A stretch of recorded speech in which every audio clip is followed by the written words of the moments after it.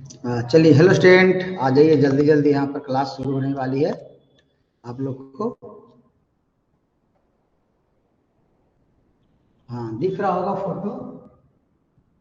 हाँ, चलिए ठीक है, अब आपको समझ में आ गया होगा प्रश्न। यहाँ से जल्दी जल्दी जल्दी ज्वाइन करिए और मैसेज करते जाएंगे कौन आ गए। कल 125 नंबर तक प्रश्न आपका हो गया था, आज 126 नंबर प्रश्न से चलेगा। 150 तक पूरा हो जाएगा, आज ये चैप्टर खत्म हो जाएगा। ठीक है, जूली जी आ गए, विपिन जी आ गए, मंजेश जी आ गए, और जो भी आ गए मैसेज करते जाएंगे। हाँ ठीक है, करण मल्होत्रा जी आ गए, जल्दी जल्दी बोलिए। सिंगल सुपरफास्फेट में गंधक की मात्रा कितनी होती है? कह रहे हैं सिंगल सुपरफास्फेट में गंधक की मात्रा कितनी होती है, वो पूछ रहा है। देखिए, सिंगल सुपरफास्फेट मतलब इसको बोलते हैं हम लोग एसएसपी बोलते हैं। क्या बोलते हैं इसको? एसएसपी। उसको किताब में पढ़ेंगे तो एसएसपी लिखा रहेगा, सिंगल सुपरफास्फेट। इसमें दो चीज मिलेगा आपको, एक मिलेगा फास्फोरस, एक मिलेगा सल्फर। ठीक है, तो अगर फास्फोरस पूछेगा तो 16% होगा, लेकिन पूछ रहा है हमारा सल्फर मांग रहा है इसमें, तो सल्फर को ध्यान में रख करके उत्तर लगाना हम लोग को। एसएसपी होता है, डीएसपी होता है, टीएसपी होता है, माने कि double super phosphate, single super phosphate, triple super phosphate, तीन तरह के होते हैं इसमें फास्फेट आते हैं। इसमें से पूछ रहा है सल्फर की मात्रा कितना होगा? 8%, 12%, 16% और 20%। कौन होगा जो बता रहा हूं। रमाकांत जी मार दिए सी, जो गलत उत्तर। पहले अभी बताएं कि जो फास्फोरस होगा वो 16% होगा। ये 16% हमारे फास्फोरस होता है, आपका एसएसपी में फास्फोरस होता है, वो होता है 16%। और पूछ रहा है गंधक, गंधक होता है 12%। कितना होता है? 12% गंधक होता है। तो बी जो लगाए उनका सही होगा, रजत जी, रमाकांत जी, ठीक है, देख लिए, माधव जी, अमृता जी, गौरव जी, इन लोग का आपका बी। गंधक रहेगा सल्फर 12%, फास्फोरस रहता तो लगाते हम 16%। ठीक है,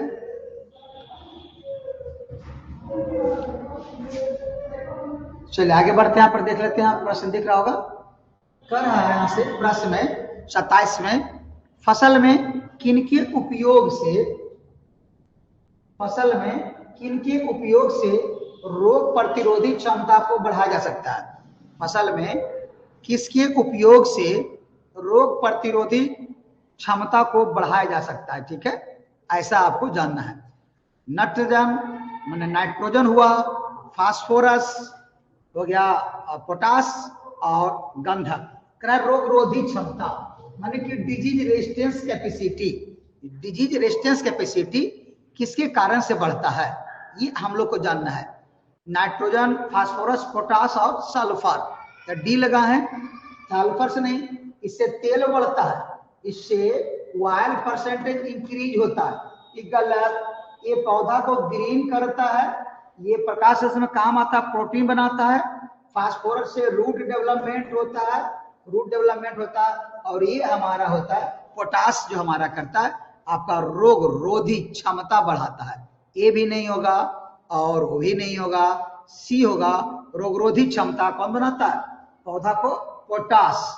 नाइट्रोजन इसमें प्रोटीन संश्लेषण करता है और पत्ती को ग्रीन करता है, हरा रखता है, प्रकाशन बढ़ाता है। फास्फोरस रूट डेवलपमेंट करता है, पोटास डिजीज रेजिस्टेंस बढ़ाता है, सल्फर ऑयल परसेंटेज को बढ़ाता है। ये सब याद रखिएगा, जानिएगा, तब नहीं तो 11th में पढ़ना था, ये सब 11th एग्रीकल्चर में पढ़ना था। चलो ठीक है, आगे बढ़ते हैं। आप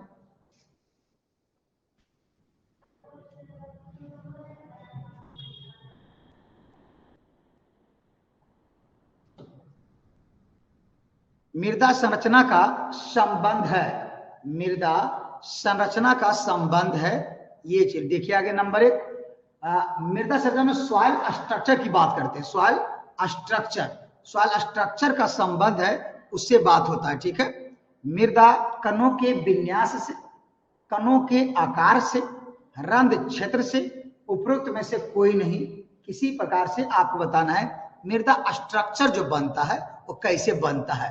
आदर्श जी का आ गया एक, चांदनी जी के एक आ गया, और जल्दी बताएंगे। मंजेश जी के, गौरव जी का हाँ, मृदा कणों की विन्यास, विन्यास समझते होंगे, इसको बोलते हैं सॉइल पार्टिकल्स का विन्यास होता है, अरेंजमेंट बोलते हैं ना, अरेंजमेंट ऑफ सॉइल पार्टिकल्स अंग्रेजी में बोलेंगे तो मृदा संरचना हो जाता। जो भी इंग्लिश मीडियम होंगे उनको पढ़ना था अरेंजमेंट ऑफ सॉइल पार्टिकल्स, मतलब आपका क्या हुआ कॉल्डिस मृदा संरचना सॉइल स्ट्रक्चर हमारा एक होगा। कण का आकार, कण के साइज से उसका गठन होता है, टेक्सचर, कण के आकार से टेक्सचर बनता है, सॉइल टेक्सचर रहेगा पढ़ने के लिए। तो आपको कणों का आकार पढ़ेंगे तो टेक्सचर, और मृदा के विन्यास पढ़ेंगे तो संरचना सॉइल स्ट्रक्चर जाएगा। रंध्र क्षेत्र होता है, पोर स्पेस अलग होती है, ठीक है, पोर स्पेस बारे में। तो ठीक है, एक उत्तर हो गया आपका, सही हो गया, ज्यादा लोग का सही था। चलिए आगे बढ़ते हैं। इसमें कर रहा है यहाँ पर 129 नंबर में, यहाँ पर पढ़ना हम लोग को फ्लू क्लोरेलिन उपयोग किस लिए किया जाता है। आपको पढ़ाया गया होगा 12 में, कोई दवाई के नाम इंसेक्टिसाइड का, कोई बीडीसाइड का, कोई फंजीसाइड का। अंग्रेजी में इसको मैं लिखता हूं, ये शाकनाशी बोलते हैं बीडीसाइड, क्या बोलते हैं इसको, बीडीसाइड, ठीक है।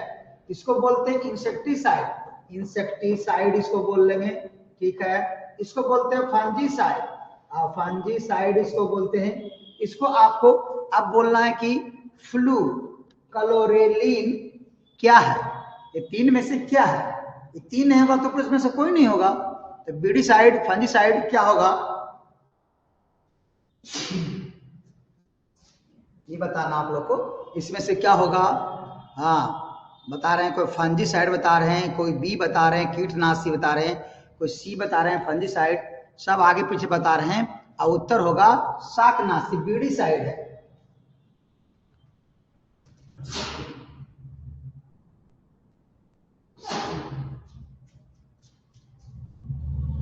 ये क्या होगा, बीडीसाइड, बीडीसाइड संबंधित था, जल्दी बता लेंगे।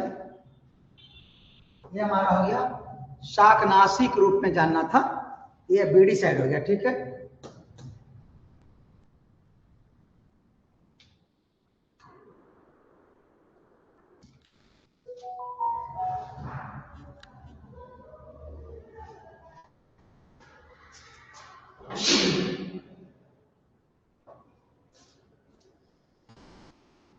चलिए आगे इसमें से देख लेंगे, निम्न में से कौन दलहनी फसलों के में नाइट्रोजन स्थिरीकरण करते हैं। कौन सा ऐसा है दलहनी फसलों में नाइट्रोजन स्थिरीकरण करते हैं, ये तो सबका सही होगा। दलहनी फसल लिखल है, इसको समझिएगा और ऑप्शन को समझिएगा, चार ऑप्शन जाने तो ज्यादा समझ आएगा। दलहनी फसल में आएगा तो राइजोबियम, सभी लगा दिए, तो सही था राइजोबियम। लेकिन एजोप्टोबैक्टर है, इसमें कैसे आएगा, अदलहनी फसल में, दलहनी फसल, अदलहनी फसल होगा तो हम लोग इसमें लगाते नन लेगुमिनेसी बोलते हैं इसको, ठीक है। और नाइट्रोबैक्टर भी, एजोप्टोबैक्टर, नाइट्रोबैक्टर भी अदलहनी फसल में काम करता है। ये नील वाली सवाल है आपका पैडी में काम करता है, पैडी धान है इसमें काम करता है, ठीक है। इसीलिए इसको हम लोग जानना है कि इसमें क्या होता है, ठीक है। चलिए जान गए। अब देखते हैं 131 नंबर का ही बताएंगे, ये भी सबका सही हो जाना चाहिए, ये भी आपको जानना जरूरी है, ठीक है। निम्नलिखित में से कौन मोथा का वैज्ञानिक नाम है। मोथा घास होता है जिसको बोलते हैं आप लोग, यहाँ बीड बोले, मोथा क्या होता है, बीड, बीड कर रहा है मोथा का, मोथा क्या होता है, बीड होता है, ठीक है। बीड मतलब खरपतवार होता है, तो इसको वनस्पति नाम, बोटनिकल नेम कैसे क्या होता है। तो कुछ बता रहे हैं, एक कोई बता रहे हैं सी, नंबर 1 में साइप्रस रोटेंडस, साइनोडान डेप्टाइलॉन, मेंथा आर्वेंसिस, क्या होगा इसको बताना है। ए भी बता रहे हैं और सी भी बता रहे हैं, ठीक है। मोथा होगा तो मेंथा पकड़ लिए माधव जी, मेंथा नहीं, मेंथा तो पिपरमेंट पुदीना में मेंथा होता है, ठीक है। तो ये वाला कहेंगे साइप्रस रोटेंडस, ये साइप्रेसी फैमिली का होता है। साइप्रस रोटेंडस मोथा का है, और साइनोडान डेप्टाइलॉन ये दूब घास का है। दूब घास नाम सुनते हैं, दूब घास, दूब देखते होंगे, दूब घास जो होता है, दूब बीड, वो साइनोडान डेप्टाइलॉन कहते हैं इसको। आपको हिंदी में ऐसे आप लोग लिखते होंगे दूब, ये दूब घास का, ये है आपका दूब घास का। मेंथा आर्वेंसिस आपका पुदीना का है, बाकी साइप्रोसोडोनस होगा मोथा, तो मोथा है साइप्रेसी फैमिली का है। साइप्रोसोडोनस से जानेंगे, फैमिली भी आपको जानना है, ठीक है। ये भी आपको याद हो गया, दू का हो गया, मेंथा का हो गया, साइप्रोसोडोनस का हो गया, याद रखिएगा ये सब, ठीक है। हाँ देख लीजिए, सबको हम देख लेते हैं, मैसेज तुरंत पढ़ लेते हैं, ठीक है। जो पढ़ाते तो स्क्रीन के सामने मैसेज वाला सीन लगाए हूँ, तो उसमें से तुरंत आपका मैसेज दिख जाता है हमको। चलिए देखेंगे, इसमें से 132 नंबर में पढ़ लीजिए ध्यान से, यहाँ पर दिखाई पड़ रहा होगा, कर है निम्न में से कौन सा गेहूं में बीजों के अंकुरण हेतु, अंकुरण के लिए अनुकूल तापमान, माने ऑप्टिमम, सबसे बढ़िया तापमान, ठीक है। बीज को हम जब बोते हैं गेहूं को, तो सबसे बढ़िया तापमान अंकुरण के लिए, अंकुरण मतलब जर्मिनेशन के लिए, जर्मिनेशन के लिए सबसे बढ़िया तापमान कौन है?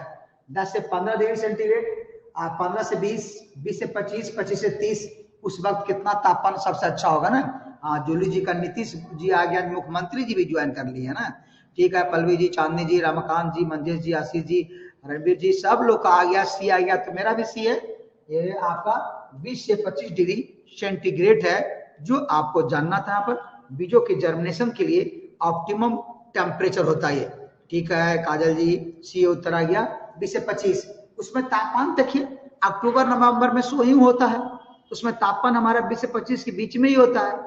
जैसे 10 से 15 बहुत कम हो गया तो होगा नहीं, 15 से 20 भी कम है, 20 से 25 की रेंज होता है, ठीक है। आपका ट्रिक से सर, ठीक है, हाँ ट्रिक से मार दिया ना, तो सोइंग के समय का अपने से निकालना होता है ना, सबका उत्तर सही जाएगा, ठीक है। निकालिए, जो समझाता हूँ खाली मैटर को समझिएगा। इस बार बीसीसी का फार्म कब तक आ रहा है जी? कुछ अंदाजा लगा कब तक आने वाली है? बहुत लेट हो रहा है, पिछले बार तो परीक्षा हो गया था इस वक्त, है ना, इस बार लेट किए हुए हैं। और बीसीसी के लिए एकदम पूरा बढ़िया से तैयारी, जितना पढ़ा दिया हूँ सब आपका चलते रहेगा ना, परीक्षा वाला सब इंपॉर्टेंट प्रश्न दे रहा हूँ। चलिए आगे बढ़ते हैं। यहाँ पर करा है, अभी नहीं मालूम है, ठीक है।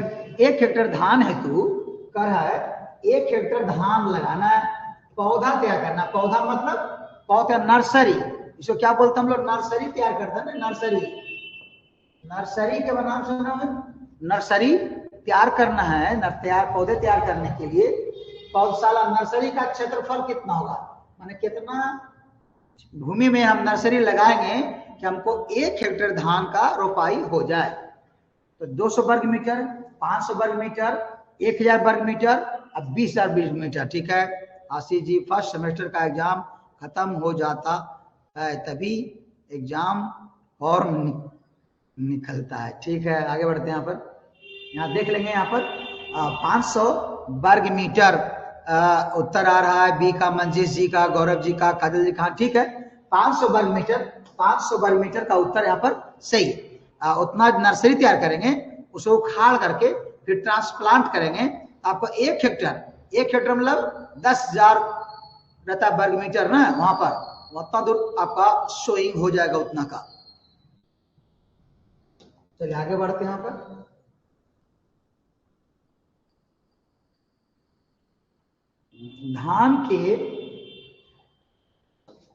धान के पुष्प गुच्छ पर आक्रमण करने वाला हानिकारक कीट। धान के पुष्प गुच्छ, पुष्प का जो गुच्छा होता है धान का, पैडी का, उस पर आक्रमण करने कीट, हानिकारक, हार्मफुल इंसेक्ट के बारे में बताना है। कौन सा इसमें होगा? धान का हिस्सा रोग होता है, हिप्सा रोग होता है, गलत शान, धान की सुंडी, धान सुंडी नहीं, चावल में सुंडी लगता है, और गंधी बग, इसमें से देखने में से कोई नहीं, तो कौन लगा दे? सब लोग का बी लगा दे, जूली जी, रमाकांत जी, आदर्श जी, अमृता जी, आशीष जी, देख लिए, आदर्श जी, सब लोग का बी है, गंधी बग, ठीक है। गंधी बग है, सेंधता, गंध देता, नाम इसीलिए गंधी बग है। धान का पुष्प गुच्छ पर हानिकारक कीट जो लगता है उसका नाम है गंधी बग, गंधी बग से संबंधित था।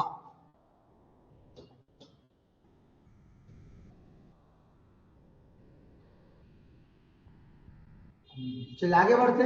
कपास की एक गठरी का वजन, हाँ ये पढ़ना है। कपास का जो होता है हार्वेस्टिंग, उसका जो बंडल बनता है, गठरी मतलब बंडल, ठीक है, क्या बोलते हैं इसको? बंडल, बंडल बंडल कितना का होता है, ठीक है। बंडल जो होता है वो कितना केजी का बनता है, फिक्स क्वेश्चन है। उसने का बंडल बना जाता है, ज्यादा नहीं। जैसे आपके गांव में गेहूं का या धान का बंडल बांधते हैं ना, तो कोई छोटा बांधते हो, कोई बड़ा बांधते हैं, ठीक है। तो यहाँ पर ऐसा नहीं होता, कपास में सबको बंडल से बिकता है। तो बंडल का वजन फिक्स किया रहता है, एक बंडल में उतना वजन होगा, उसको मालूम रहता है, उतने ही बनाया जाता है। तो आपका हो गया 160 के जी, 170 के जी, 80 के जी, 190 के जी, मतलब हो गया 170 के जी वाला एक बंडल होता है। या जब हम तैयारी करते थे बीएस एग्रीकल्चर का, उसमें भी ये क्वेश्चन चलता था, बहुत आता था। आज भी आ रहा, देख लिया शेष जी, आपका उत्तर 170 के जी आ गया था। ठीक है, आगे बढ़ते हैं यहाँ पर।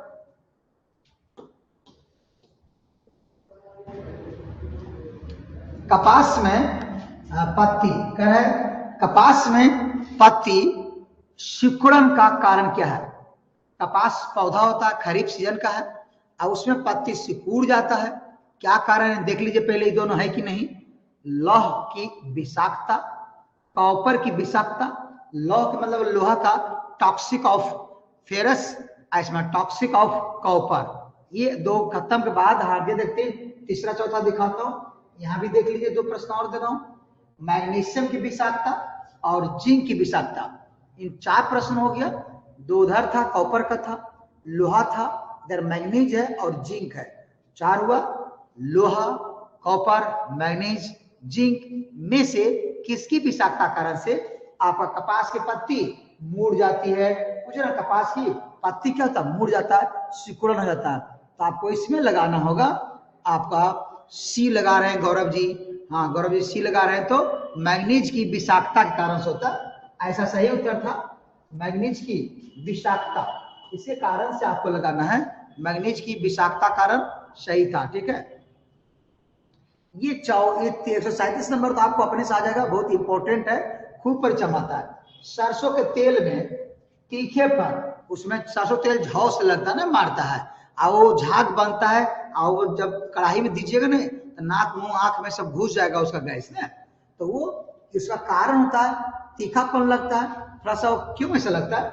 ओलिक अम्ल कारण से, इरूसिक अम्ल कारण से, ग्लूकोसाइनोलेट कारण से, लिनोलिक एसिड कारण से। किसके कारण से ऐसा होता है, ये हम लोग बताना है। सरसों वाला पूछ रहा हूं, सरसों वाला। ठीक है, आ रहा है बी काजल जी का, चांदनी जी का, गौरव जी का, रमाकांत जी का, मंजू जी का, सबका भी है जो सबका गलती है। इरूसिक अम्ल नहीं होता इसमें, ठीक है। देखिएगा, मूली तीखा क्यों होता है, पहले बता लीजिए। मूली का फैमिली का सरसों भी है, दोनों का नाम मिलता जुलता। आइसोसाइनोनेट कारण से आपका मूली तीखापन होता है, मूली के तीखापन आइसोसाइनेट कारण से होता है। उस तरह सरसों तेल में भी उसी के अल्कलाइड्स होते हैं। तो ग्लूकोसाइनेट बोलते हैं, साइनोलेट लिखा हुआ है, ग्लूकोसाइनोलेट होता है, इस कारण से सरसों जो होता है आपका तीखापन होता है। तो फैमिली मूली का है। देखिए, मूली हो, आपका सरसों हो, फूल गोभी, पात गोभी, गांठ गोभी, ब्रोकली, सब एक ही फैमिली का होता है। तो काफी चीज सब में मिलता जुलता चीज रहता है। तो ग्लूकोसाइनोलेट आप जानेंगे इसको होता है। लिनोलिक एसिड जो होता है ये लाभदायक होता है, ये अलसी के तेल में बहुत पाया जाता है ना। लिनोलिक अम्ल है, अलसी जो होता है ना, हम लोग नहीं खाते, आप लोग, उसके तेल में रहता है, अम्ल होता है, वो शरीर के लाभदायक होता है।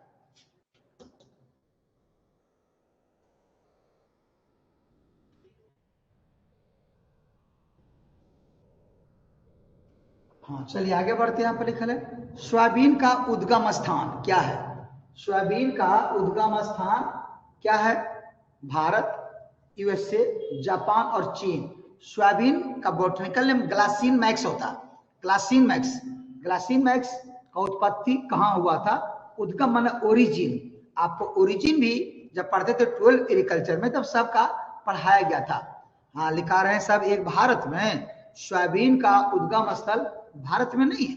सोयाबीन की वेराइटीज है कुछ जो भारत से निकली है, सोयाबीन की वेराइटीज है कुछ, वो निकला है, भारत का नहीं है सोयाबीन का ओरिजिन। जल्दी बताएंगे कहाँ का होगा? यूएसए, जापान, चीन, इसमें से खोज लीजिए कहाँ का होगा, जल्दी बताएंगे। किन्हीं का डी, किन्हीं का सी, किन्हीं का बी, किन्हीं का ए, मैंने चारों ऑप्शन आप लोग भेज दिए। ऑप्शन 4 का चारों आ गया है। अब सेलेक्ट करिए कौन होगा। चाइना देखिए, चाइना है कि नहीं। यूएसए, सोयाबीन का नहीं, यूएसए। चाइना हमको लग रहा है चाइना यूएसए में कुछ होगा, हम भी कंफ्यूजन हो गए ना। सोयाबीन का उद्गम स्थल कहाँ होगा? चलिए आप लोग जल्दी बताएंगे सोयाबीन का उद्गम स्थल क्या होगा। सोयाबीन का उद्गम स्थल, बलबीर जी का डी आ गया, चाइना आ रहा है। हाँ चाइना सही है, चाइना आ जाएगा, चाइना सही होगा, चाइना। ये आपका सोयाबीन का ग्लासिन मैक्स है, ये चाइना का है। अमेरिका में ज्यादातर मक्का उक्का का अमेरिका का था, तो ठीक है आगे बढ़ते हैं। इंडिया में आम का है, मिर्च का, ऐसा का है इंडिया। मूंगफली में तेल की मात्रा, ये तो आप लोग को पक्का सही होगा। मूंगफली में ऑयल परसेंटेज, ग्राउंड नट में ऑयल परसेंटेज कितना होता है, ऑयल की मात्रा कितनी होती है? 20%, 26%, 45% और 56%, कितना होता है इसको आप लोग बताना, जल्दी बता लेंगे कितना होता है। 20, 26, 45 और 56। तेल, प्रोटीन नहीं, प्रोटीन तो कम होता है लेकिन तेल होता है कितना? 6 से 26 तो प्रोटीन होता है ना। पूछ रहे हैं आप लोग को कि प्रोटीन नहीं मांग रहा है, तेल का परसेंटेज। इसमें मूंगफली में कभी तेल पूछता है और कभी प्रोटीन पूछता है, कभी प्रोटीन। तो प्रोटीन यहाँ नहीं पूछ रहा है, यहाँ तेल चाहिए, तेल। तो 26 के आसपास, 25-26 होता प्रोटीन होता है, और तेल की मात्रा पूछ रहा है। तेल होगा 45% वाला, जो लगा रहे 45 सी लगा है उनका उत्तर सही। रमाकांत जी, पल्लवी जी, आदर्श जी, देख लिए आपको सबका 45%। दोनों ध्यान से पढ़ के देंगे क्या मांग रहा है। तेल वाला में ही प्रॉब्लम होता है, तेल या फैट हम लोग पढ़ के जाते हैं, मेरा प्रोटीन पूछ देता है, प्रोटीन पढ़ जाते हैं, फैट पूछ देता है। तो ध्यान देकर इसको उत्तर लगाना होगा। तेल ज्यादा होता है, प्रोटीन कम होता है।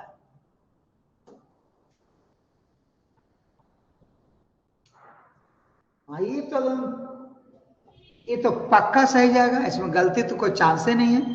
अंडे देने वाली सबसे उत्तम कुक्कुट की नस्ल निम्न में से कौन सी है?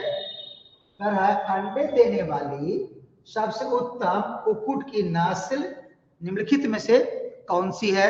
ऐसा बताना है। White Leghorn, Plymouth rock, Aseel और न्यू हैम्पशायर। अंडा के लिए, किसके लिए प्रसिद्ध? अंडा के लिए। तो अंडा के लिए व्हाइट लेघॉर्न है, असील लड़ाई के लिए है ना, ये लड़ाई के लिए है, लड़ाई के लिए असील होता है। असील जो मुर्गा मुर्गी होता है लड़ाई के लिए या इंटरटेनमेंट के लिए ये आती काम। अब व्हाइट लेघॉर्न अंडा के लिए होता है, अंडा लगाना था, एक सही है। तो ठीक है, नीतीश जी भी जवाब दे दिए ना, मुख्यमंत्री जी है ये। अब बन गया, गायब रहते हैं अपन पढ़ाई से।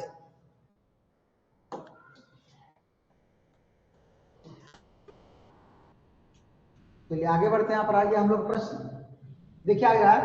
खाद्य अंडों की श्रेणी निर्धारण किसके अनुसार किया जाता है?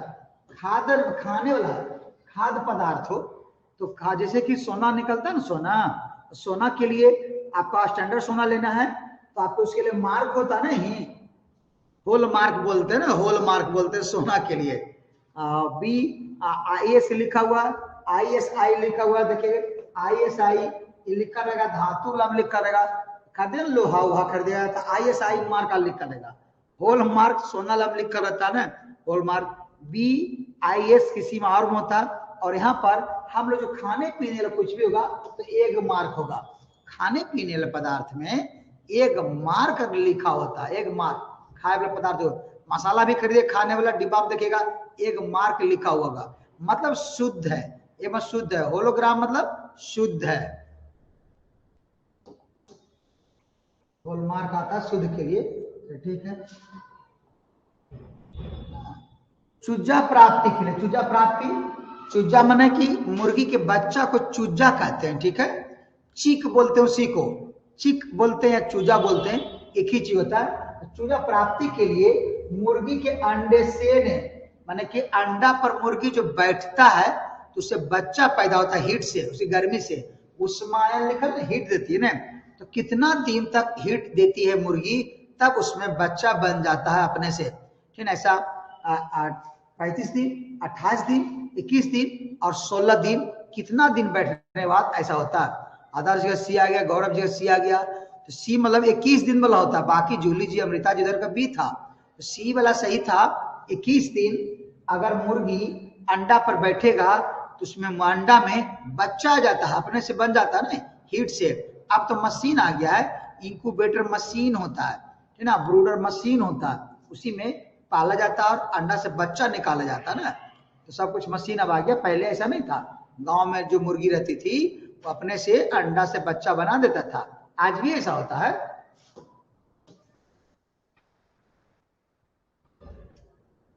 दूध का क्वथनांक पूछ रहा है। दूध क्वथनांक, क्वथनांक माने बॉइलिंग पॉइंट, उबलना। दूध कितना डिग्री पर उबलता है, क्वथनांक मतलब बॉइलिंग पॉइंट, उबलना, खौलना नहीं बोलते हैं। अब दूध को चढ़ा दिए चूल्हा पर, गैस पर, कितना देर में खौलेगा, कितना तापमान उसका हो जाएगा तो खौलने लगेगा। ये चीज पूछ रहा है ना जनरली। नॉर्मली पृथ्वी में बात कर रहा है ना, तो आपको 95 से 95 लिख ले, 95.5, 96, 90.6, 100.17 डिग्री, 110। मतलब पानी के तापमान से ज्यादा तापमान पर गर्म माने उबलता है कि कम तापमान उबलता है, ये जान जाएंगे थोड़ा सा तो आपको आसान होगा समझने में। पानी जो तापमान होती है वो 100 डिग्री पर उबलता है ना। हाँ, तो क्या होता है, क्या लिख रहे हैं, कैंडलर टेस्ट क्या होता है। कैंडलर टेस्ट भी होता है, अलग अलग टेस्ट होता है सबके लिए। ढेर सारा पता लगाना होता है, दूध में, फैट में, घी में कौन कौन सा चीज पाया जाता है, उसको लिए टेस्ट किया जाता है ढेर सारा। आगे बढ़ते हैं, 100 से ज्यादा, थोड़ा सा 100.17 डिग्री सेंटीग्रेड, मतलब एक साथ मैंने 100 से ज्यादा थोड़ा सा होगा दूध का क्वथनांक, दूध उबल जाएगा मैंने कि खौल जाएगा, ठीक है। आगे बढ़ते हैं, पर लिखा है मक्का की, क्या पूछ रहा है पर, मक्का की सिंचाई के लिए संवेदनशील अवस्था। संवेदनशील मतलब हुआ कि आपको क्या बोलते हैं, क्रिटिकल स्टेज, क्रिटिकल अवस्था, जिसमें अगर पानी हम नहीं देंगे तो उत्पादन में बहुत दिक्कत होता है, प्रोडक्शन लॉस रहता है, प्रोडक्शन घट जाता है, पौधा एक्सपायर कर जाता है। तो संवेदनशील बोलते हैं अवस्था, पानी चाहिए सिंचाई के लिए, नहीं देंगे दिक्कत होगा।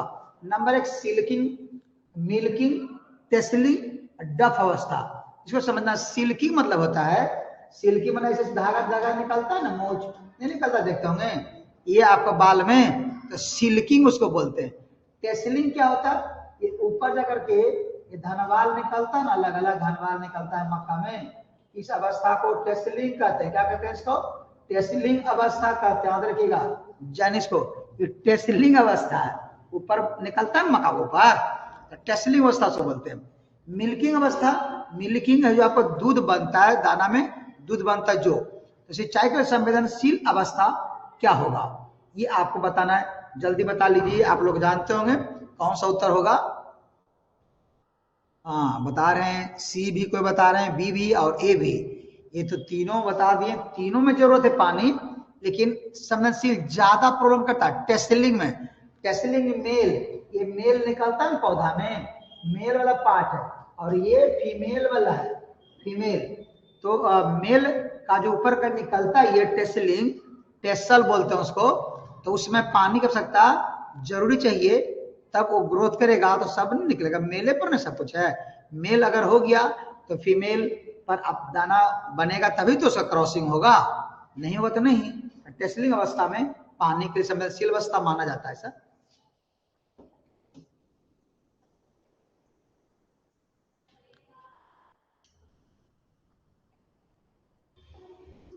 नीचे देख लेंगे यहाँ पर, निम्नलिखित में से कौन सी मुलायम प्रकार की चीज है।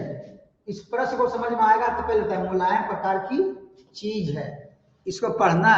आप लोग डेली बहुत गप करते हैं, एगो चीज देंगे, एगो चीज देगा, एगो चीज मेरे पास है, बहुत बोलते थे ना। आज पूछ लिया चीज, मुलायम प्रकार का चीज कौन सा है, कौन एक दूसरे को चीज देते हैं, वो आपको जानना है, चीज के बारे में बताना है, ठीक है। इसमें से पार्मेसन चीज, चेडर चीज, स्विस चीज और कॉटेज चीज। अब ये समझ में आया, पहले बताना प्रश्न समझ में, उत्तर नहीं, पहले प्रश्न बताइए समझ में आया कि नहीं। प्रश्न समझ में आएगा तो उत्तर समझ में आएगा। प्रश्न समझ में आया? यस या नो? पहले 145 नंबर प्रश्न समझ में आया होता है यस, नहीं आया तो नो। हाँ तो उत्तर गलत लग जाएगा। गौरव जी का नो, जूली जी का नो, रणबीर जी का नो, काजल जी का नो, पल्लवी जी का नो, मंजू जी। प्रश्न से हम उत्तर धनाधन मार ले है ना, उत्तर अपने से लगा देते हैं। हम जानते थे प्रश्न समझ में नहीं आएगा, इसीलिए हम पूछ दिया आपसे, ठीक है। हाँ नीतीश जी के आ गया समझ में? जल्दी बताएं नीतीश जी। चीज मतलब क्या समझ में आया? तो मुलायम चीज, मुलायम प्रकार की चीज कौन सा है?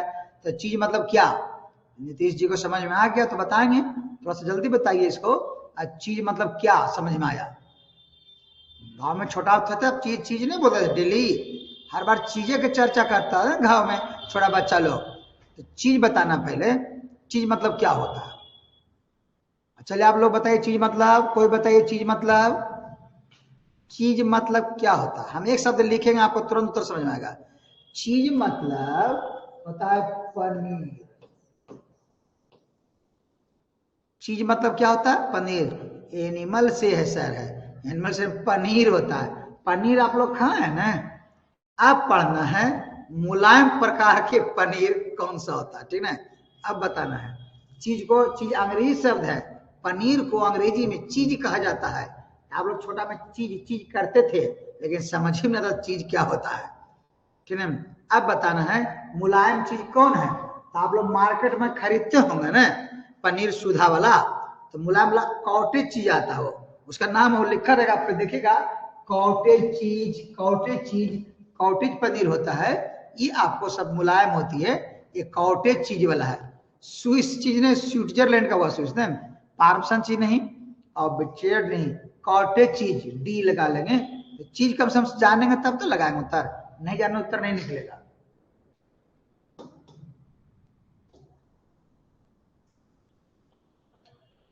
चलिए यहां पर देख लेते हम लोग, यहां पर आगे करा है PFA नियम है बसा के लिए, 1976 में बना था नियम में। खोआ, खोआ में दूध बसा प्रतिशत से कम नहीं होना चाहिए। कितना से कम नहीं होना चाहिए? दूध में जो परसेंटेज होती बसा होती 10%, 20%, 35 और 40। देखिए हम जब दूध खरीदते हैं, शुरू में दूध रहता है तो उसमें आपका 5% रहता है कम, लेकिन उसको गर्म करते हैं, हीट करते हैं, पानी उड़ जाता है तो वही फैट जो रहता है वो उसका परसेंटेज ज्यादा दिखाने लगता है। तो खोवा, दूध गर्म करके खोवा निकालते हैं, पेड़ा बनाते हैं आप लोग, तब खोवा बनाते हैं, उसका फैट जो होता है मेन दूध की अपेक्षा बढ़ जाएगा, ठीक है। तो मेन तो कितना प्रतिशत बढ़ हो जाता है ये बताना है। 10%, 20%, 35 और 40, कितना प्रतिशत हो जाएगा ये जल्दी बताएंगे, जल्दी।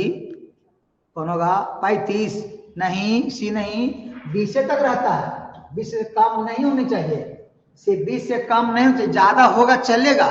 नियम पूछ रहे कितना होता जो नहीं करा। खोवा में 20 से कम अगर फैट है तो खोवा को डुप्लीकेट माना जाएगा, सही नहीं माना जाएगा।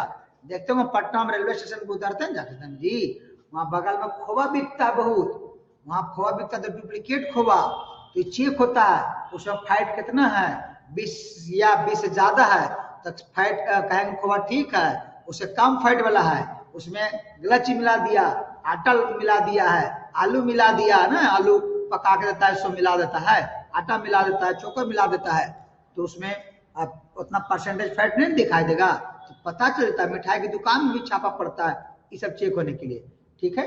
20% से कम नहीं, ज्यादा होगा चलेगा, ज्यादा होना चाहिए, ठीक है, इससे कम नहीं होना चाहिए। चलिए 107 अगला नंबर आ गया 147 नंबर का, ये आपको पढ़ लीजिए पहले। उत्पादन की लोच एक होती जब, ये प्रश्न समझ में तो हमारे उम्मीद से तो नहीं आना चाहिए समझ में, ठीक है। MP बराबर AP, MP greater than AP, MP less than AP। इस प्रश्न जिनको समझ में आएगा ऐसे लिखेंगे, नहीं समझ में आया तो नो लिखेंगे, ठीक है। 147 नंबर का। हाँ इस हमें उम्मीद से तो आपको समझ में नहीं आना चाहिए किन्हीं को, अगर आ जाती है तो अच्छी बात है, जिनको आता है बता दें हाँ ये सर हमें समझ में आती है, जल्दी बताएंगे। नहीं ना आया किन्हीं को? हाँ ये सर सर नो, ठीक है, नहीं आएगा समझ में। एक दिन का क्लास है, इसको पढ़ाएंगे ना पूरा एक दिन 1 घंटा, तब प्रश्न समझ में आएगा। लोच में इलास्टिसिटी और प्रोडक्ट बोलते हैं प्रोडक्शन ऑफ इलास्टिसिटी। उत्पादन का लोच होता है, माने उत्पादन घटता बढ़ता, लचकता, इलास्टिसिटी, रबड़ नहीं घटता बढ़ता किससे, इलास्टिसिटी। उस तरह उत्पादन में भी इलास्टिसिटी होती है, घटती बढ़ती है। या तो उत्तर तो हम ऑप्शन से बता सकते हैं ना, लेकिन कॉन्सेप्ट माइंड में आने के लिए आपको बीएससी में जाएंगे, बीएससी एग्रीकल्चर में, तो फार्म मैनेजमेंट एक पुस्तक चलेगी, आपको बुक चलेगी फार्म मैनेजमेंट, उसमें ही पढ़ना है, ठीक है। इंटर में आपको सिलेबस में नहीं था, और बीएससी एग्रीकल्चर में पढ़ना है इस लाइन को।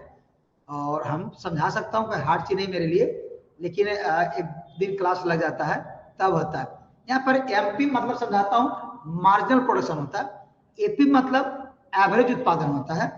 दोनों जगह यही दिया हुआ है, एमपी एपी बराबर हो, एमपी ज्यादा हो एपी से, और यहाँ पर एमपी कम हो एपी से, ठीक है। तो एमपी कम होता है एपी से। एपी मतलब एवरेज प्रोडक्शन, एमपी मतलब मार्जिनल प्रोडक्शन। मार्जिन मतलब एक अतिरिक्त लागत पर अतिरिक्त उत्पादन होता है, उसको मार्जिनल प्रोडक्शन करते हैं। एवरेज प्रोडक्शन क्या होता है, टोटल उत्पादन में जितना कॉस्ट लगता है, कॉस्ट में लागत, उसको भागा देंगे, जो आएगा आंसर वो एपी होता है। यहाँ पर एपी लेस देन ना एमपी लेस देन एपी, यहाँ पर उत्तर होगा। डायरेक्ट आपको समझ में तो नहीं आया होगा, लेकिन अब आपको समझने के लिए तो एक दो दिन क्लास देना पड़ेगा, समझ में आएगा। सिलेबस आपका नहीं है, इंटर में नहीं पढ़ना था कहीं पर, ठीक है, इसीलिए कोई दिक्कत नहीं लीजिएगा।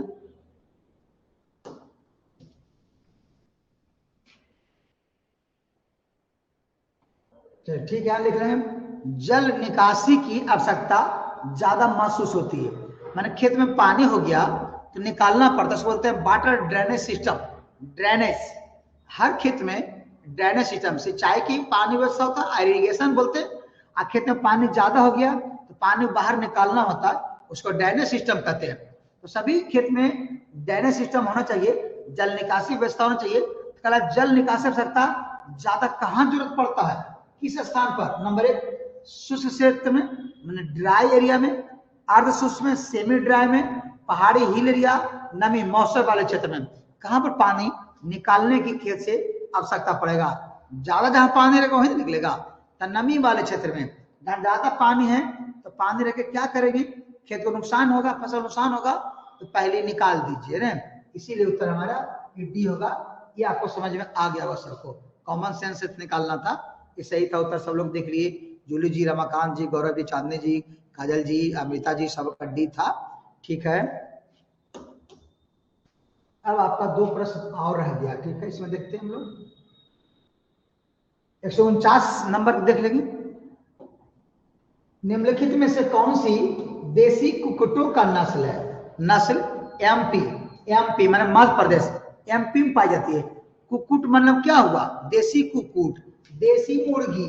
देसी मुर्गी गांव में नहीं रहता है, लाल लाल यहाँ रहता है, फूल लगा हुआ, अब पीछे पंख भी एकदम रंगीन रंगीन बढ़िया बढ़िया लगता है ना।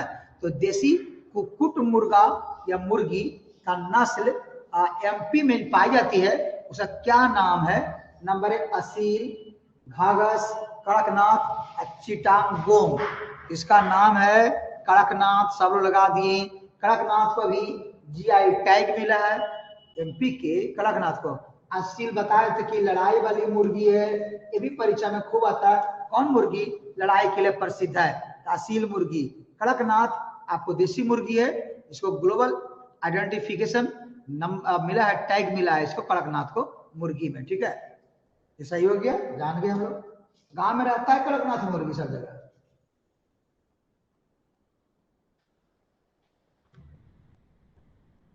क्या करते हैं, भारत के किस राज्य को देश की कुक्कुट राजधानी कहा जाता है? इसको आपको बताना है। माने कि भारत में कौन सा राज्य चार में से? आंध्र प्रदेश, मध्य प्रदेश, पंजाब और राजस्थान। इन चारों में कुक्कुट की राजधानी, ठीक है, कुक्कुट की राजधानी कहते हैं इसको। किसको कहते हैं कुक्कुट की राजधानी? जल्दी बताएंगे। हाँ, कुछ लोग आ गया, एक एक आ गया। रमाकांत जी का देखिए, यहाँ पर जहां पर ज्यादा अंडा उत्पादन होगा, इसका मतलब मुर्गी भी ज्यादा रहेगा। अंडा भारत में सबसे ज्यादा किस राज्य में उत्पादन होता है? अंडा भारत में सबसे ज्यादा किस राज्य में होता है? अंडा उत्पादन भारत में सबसे ज्यादा किस राज्य में होता है? तो आंध्र प्रदेश में होता है अंडा।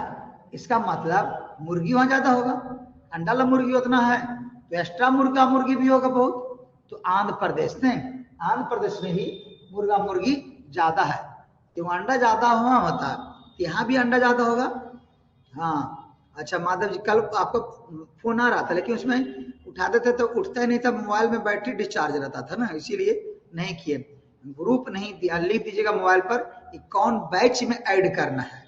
कई बैच ना है एग्रीकल्चर का, तो समझ ना था कौन का मैसेज किस में ऐड करना है। ठीक है, बैच लीजिएगा, फलना बैच में ऐड करना है, या टाइमिंग कितना कितना बजे टाइम में। ठीक है सर, पीडीएफ कब डालिएगा? पीडीएफ अभी डाल देता हूँ। ठीक है, अभी आपको भेज देते हैं पीडीएफ। पहले बहुत दिन से परेशान आप लोग हैं, हम भी भूल जाते हैं, तो अभी डाल देते हैं। ठीक है, ऑनलाइन रहिए, लाइन पर रहिए, तुरंत आपको हम डाल देते हैं पीडीएफ।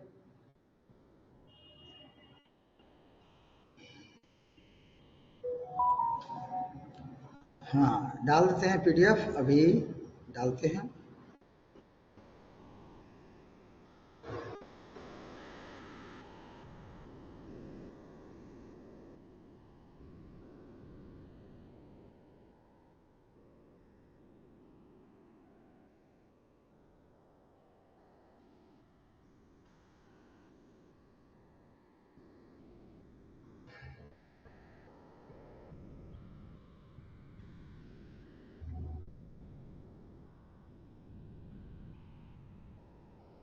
हाँ इसका आज जो भी पढ़ाएं इसको अभी डाल देते हैं। ठीक है, अभी पढ़ाएं इसको डाल देता हूँ इसमें।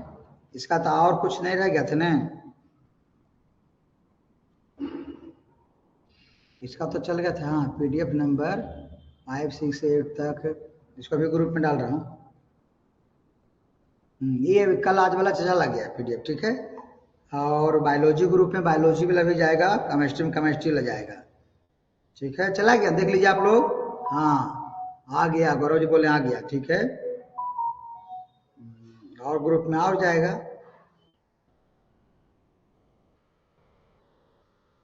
ठीक है, और कोई इसमें था पीडीएफ तो बता देंगे, देख लेता हूँ उन लोग को भी।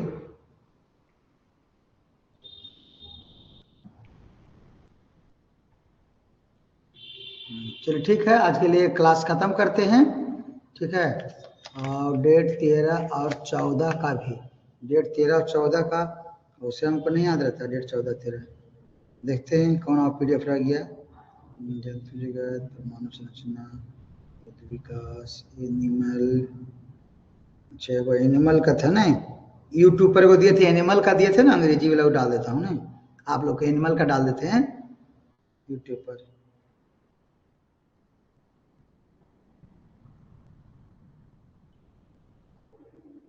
यूट्यूब पढ़ाए थे, एनिमल वाला इंग्लिश में था, उसको डाल दिए हैं।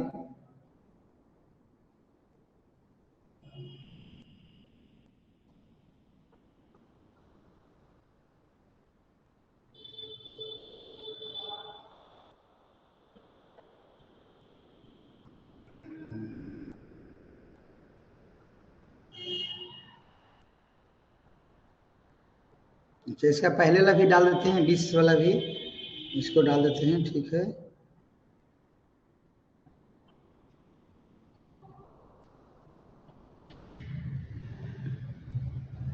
लीजिए एक और डाल दिए हैं, 3 डाल दिए, अभी 3 डाल दिए हैं, अभी चला जाएगा, डाल दिए तुरंत आपको मिल जाएगा। ठीक है, हाँ फोन करेंगे कब? आज कर सकते हैं, आज कोई दिक्कत नहीं, उठा लेंगे। बैटरी मोबाइल चार्ज, कल मोबाइल चार्ज नहीं, थोड़ा चार्ज लगाते थे, खुद फोन आ रहा था ना, चार्ज ही नहीं हो रहा था मोबाइल। ठीक है, ओके।